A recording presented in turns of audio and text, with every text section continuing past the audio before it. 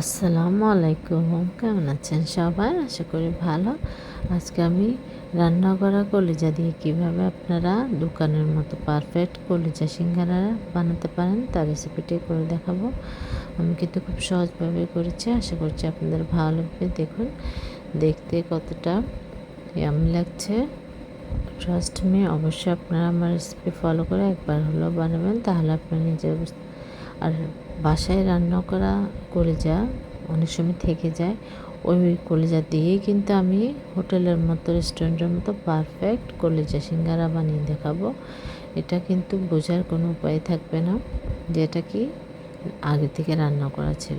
এখানে আমি কথা বলতে বলতে 1 কাপ পরিমাণ ময়দা, 2 টেবিল চামচ সয়াবিন তেল, আধা চা চামচ চিনি, স্বাদ অনুযায়ী লবণ, কালো জিরা সামান্য, সেটা আপনারা চাইলে স্কিপ করতে পারেন, কোনো সমস্যা নেই।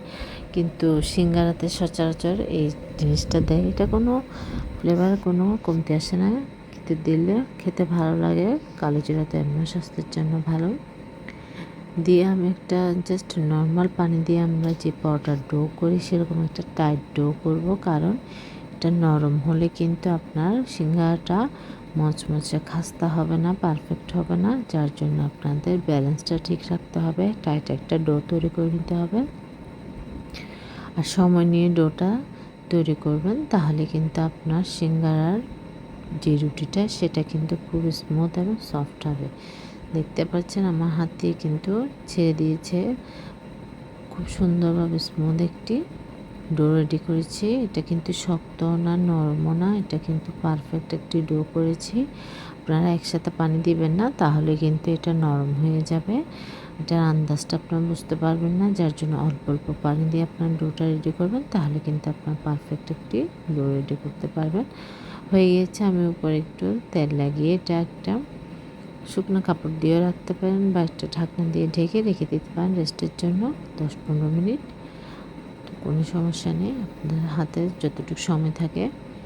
এবার আমি রান্না করা কলিজা নিয়ে নিয়েছি 1 কাপ পরিমাণ, 2টি আলু সিদ্ধ করে নিয়েছি, আলুগুলো আমি এক্সট্রা সিদ্ধ করে নিয়েছি, যেহেতু কলিজাটা রান্না করাই ছিল।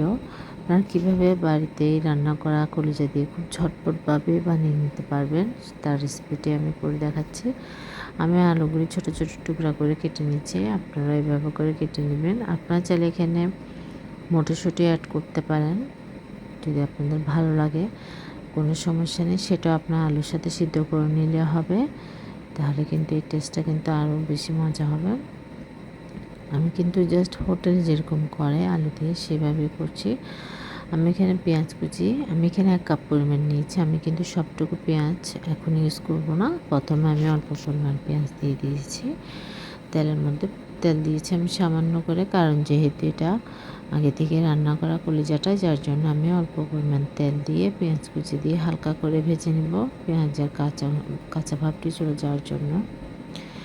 দেখুন এবার আমি আদা বাটা রসুন বাটা আধা চা চামচ করে দিচ্ছি, যেহেতু এটা আমি বারবার বলছি রান্না করা, যদি রান্না করা না হতো তাহলে কিন্তু আমি 1 চা চামচ করে দিতাম। আমি এখানে আধা চা চামচ করে আদা বাটা রসুন বাটা দিয়ে দিলাম। দিয়ে আমি এবার ভালো করে মশলাটি ওই পেঁয়াজ এবং আদা বাটা রসুন বাটাটি ভালোভাবে ভেজে নেব, যেন কাঁচা ভাবটি চলে যায়। এরপরে আমি গুঁড়া মশলাগুলি অ্যাড করব। আমি লবণ দিয়ে দিলাম অল্প পরিমাণ, লবণটা আপনারা বুঝে শুনে দিবেন, যেহেতু কলিজাতেও লবণ থাকে, যেহেতু রান্না করা। এবার আমি পুড়ে যাবে, যার জন্য এর আগে আমি একটু পানি দিয়ে দিলাম। তারপর 1 চা চামচ পরিমাণ মরিচ গুঁড়া দিলাম, আধা চা চামচ হলুদ গুঁড়া। যেহেতু এটা আমি আবার রান্না করছি, কারণ এটা পারফেক্টভাবে করার জন্য কিন্তু এটা রান্নাটা করতে হবে। আপনারা যদি শুধু ওখান থেকে কলিজাটা উঠিয়ে নিয়ে আলুর সাথে কেটে বানিয়ে ফেললেন, তাহলে কিন্তু আপনার যে হোটেলের যে পারফেক্ট কলিজা সিঙ্গারা সেটা কিন্তু আর সেই টেস্ট আপনারা পাবেন না। যার জন্য অবশ্যই আপনারা আমার রেসিপি ফলো করে বানালে আপনারা কিন্তু পাবে। ধনে গুঁড়ো দিয়েছি আমি 1 চা চামচ পরিমাণ, দিয়ে আমি ভালোভাবে কষিয়ে নিচ্ছি আর সামান্য পানি দিয়ে। এবার আমি আলু সিদ্ধ করা আলুর কুচিটা দিয়ে দিলাম এবং কলিজাটাও দিয়ে দিলাম, কাঁচামরিচ কুচি দিয়েছি, ঝালের স্বাদ অনুযায়ী। আসলে এখানে সব কিছু আপনাদের আপনারা কতটুকু বানাচ্ছেন পরিমাণটা কিন্তু আপনাদের উপর। আপনি যদি বেশি পরিমাণে বানান তাহলে কিন্তু আপনি সব কিছু ডবল ইউজ করবেন, আর যদি কম পরিমাণে বানান আমার পরিমাণে তাহলে কিন্তু আপনারা সব কিছুই সেম টু সেম ফলো করলে হবে প্রসেসিংটা। আমি এখানে কলিজা কিন্তু 1 কাপ পরিমাণ দিয়েছি কুচি করা। আমি এবার সব কিছু ভালো করে নাড়াচাড়া করে নিচ্ছি। নাড়াচাড়া করে আমি ঢাকনা দিয়ে দিব। এটা কিন্তু খুব সহজ, কিন্তু ঝটপট আপনারা বানিয়ে নিতে পারবেন। গরম গরম চায়ের সাথে কিন্তু এই সিঙ্গারাটা অনেক যায়, বড় বড় হোটেলে তো এটা অনেক দামে বিক্রি করে। নর্মাল আলু সিঙ্গারাই আপনার অনেক দাম, আর এটা তো কলিজা সিঙ্গারা, এটা কিন্তু অনেক প্রাইস দিয়ে সেল করে, যার জন্য আপনারা কিন্তু বাড়িতেই খুব সহজে বানিয়ে নিতে পারেন। এবার আমি এই ঢাকনাটা দিয়ে দিব কষানোর জন্য। এবার আমি যে পেঁয়াজটা উঠিয়ে রেখেছিলাম, আমি কিন্তু খুবই অল্প পরিমাণ পেঁয়াজ অ্যাড করেছিলাম। এখন আমি বাকি পেঁয়াজটা অ্যাড করছি, কারণ এখন পেঁয়াজটা অ্যাড করলে কি হয়, এটা খাওয়ার সময় কিন্তু ক্রাঞ্চিনেসটা থাকে, মুখে কিন্তু বাতলে খুবই ভালো লাগে, খুবই ভালো লাগে যখন খাওয়ার সময় পেঁয়াজ মুখে লাগে। যার জন্য এটা কিন্তু একটা ট্রিক্স, আপনারা যে কোনো সময় যে সিঙ্গারাটাই বানান না কেন আপনারা পেঁয়াজ কিন্তু অল্প উঠিয়ে রাখবেন, লাস্টে অ্যাড করবেন, তাহলে কিন্তু এর টেস্টটা এতটাই ফ্লেভারফুল হয়, খুবই ভালো লাগে। আমার তো খুবই ভালো লাগে, পার্সোনালি আমি খুবই পছন্দ করি এইভাবে পেঁয়াজটা অ্যাড করা। আপনারাও কিন্তু একবার ট্রাই করে দেখবেন, এটা কিন্তু খুবই অনেক মজা লাগে। ধনেপাতা কুচি দিয়ে দিয়েছি আমি আমার পরিমাণ মতো। গরম মশলা দিচ্ছি আমি এখানে আধা চা চামচ পরিমাণ দিয়ে আমি এবার নাড়াচাড়া করে নিব। এখানে কিন্তু আমি আর কোনো পানি অ্যাড করিনি, আমি জাস্ট কষানোর সময় যে পানিটা মশলা কষিয়েছিলাম অতটুকুই, কারণ এটা যেহেতু বারবার বলছি রান্না করা, যার জন্য পানি অ্যাড করলে কিন্তু এই টেস্টটাই নষ্ট হয়ে যাবে, পানসে হয়ে যাবে। যার জন্য আপনারা চেষ্টা করবেন চুলার আঁচটা মিডিয়াম রেখে নাড়াচাড়া করেই আপনারা এটা রান্না করে নেওয়ার জন্য, তাহলে কিন্তু পারফেক্টভাবে কুক হবে এবং টেস্ট হবে। আমার কিন্তু রান্না হয়ে গিয়েছে, এবার এটা আমি ঠান্ডা করে নেব। এবার আমি ঠান্ডা হওয়ার পর সিঙ্গারাটা বানিয়ে নিব। আমি এখন লেচি কেটে নিব। আসলে সিঙ্গারাটা সাইজটা কতটুকু সেটা আপনাদের উপর নির্ভর করবে, আপনারা কি সাইজটা বেশি বড় করে বানাবেন নাকি ছোট করে বানাবেন, সেটা আমি মিডিয়াম করে বানাচ্ছি, অত বেশি বড় করছি না।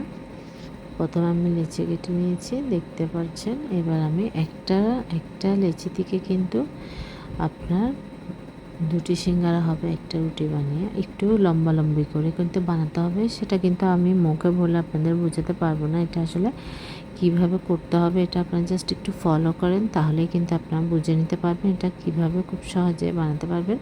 এটা কিন্তু গোল রুটি করবেন না, এটা একটু লম্বা করে রুটিটা বেলে নেবেন, দেখতে পাচ্ছেন, তাহলেই কিন্তু আপনারা সিঙ্গারার জন্য পারফেক্টভাবে রুটিটা হবে।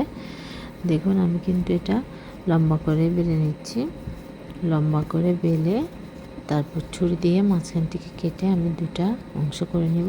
দেখুন আপনারা জাস্ট একটু ফলো করেন, যারা নতুন কখনোই কিন্তু সিঙ্গারা বানাননি, অনেকে কিন্তু ঝামেলার কারণে ভাঁজটা প্যাঁচার কারণে অনেকে বানাতে চান না, যার জন্য প্লিজ আপনারা আমারটা ফলো করবেন, তাহলে কিন্তু বানিয়ে নিতে পারবেন। আর রুটিটা কিন্তু বেশি পাতলা করবেন না, তাহলে কিন্তু এটা আপনার সিঙ্গারা হবে না, এটা খুবই পাতলা হয়ে যাবে।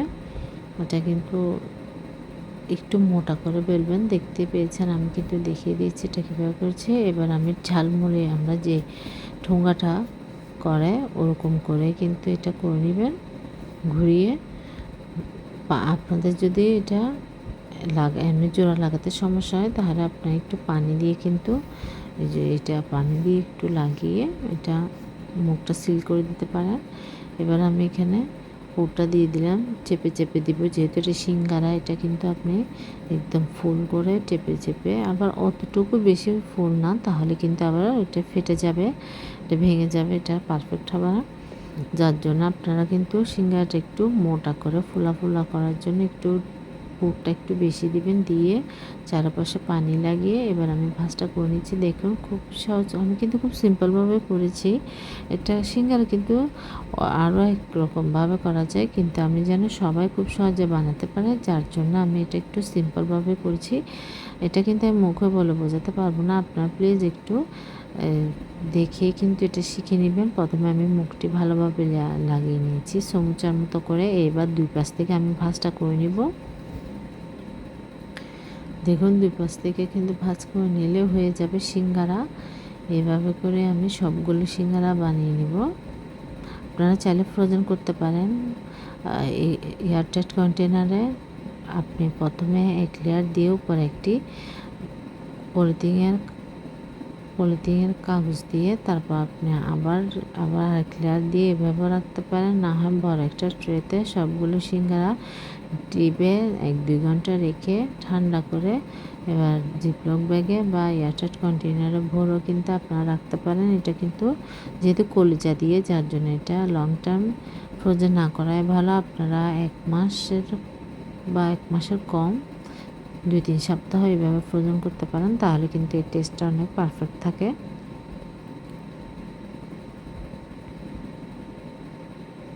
এভাবে করে আমি সবগুলো সিঙ্গারা বানিয়ে নেব।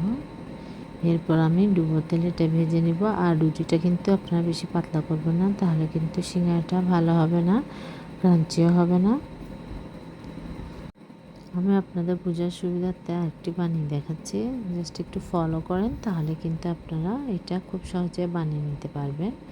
আমি কিভাবে বানাচ্ছি এভাবে করে আপনারা এই ভাঁজটা করে নেবেন, তাহলেই কিন্তু হয়ে যাবে সিঙ্গারা।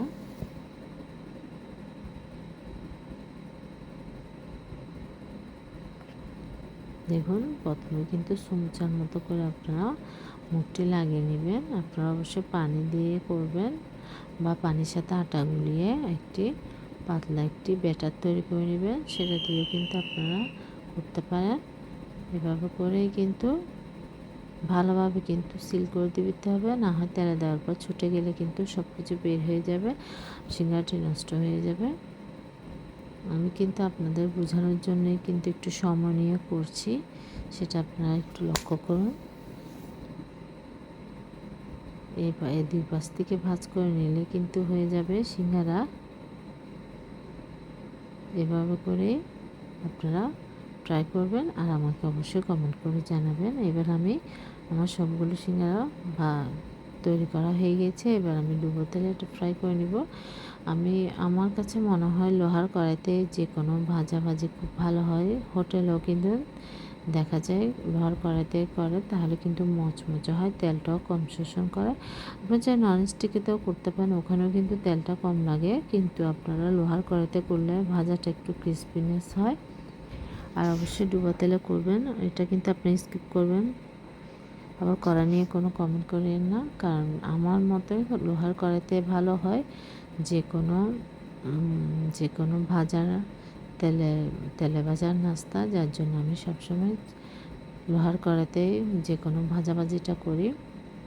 তাই আপনারা এটা তো করতে পারেন বা ননস্টিকের প্যানেও করতে পারেন, বা আপনাদের কাছে যার কাছে যেটা অ্যাভেলেবেল সেটাতে আপনারা সিঙ্গারাটি ভেজে নিতে পারেন। দেখুন কতটা সুন্দর একটি কালার আসছে, এটা কিন্তু খেতেও কিন্তু বেশ মজা হয়েছে এবং খুবই মচমচা হয়েছে। দেখুন কতটা ক্রাঞ্চি হয়েছে, দেখে বোঝা যাচ্ছে। এভাবে করে আমি সবগুলো সিঙ্গারা ভেজে নেব ডুবো তেলে।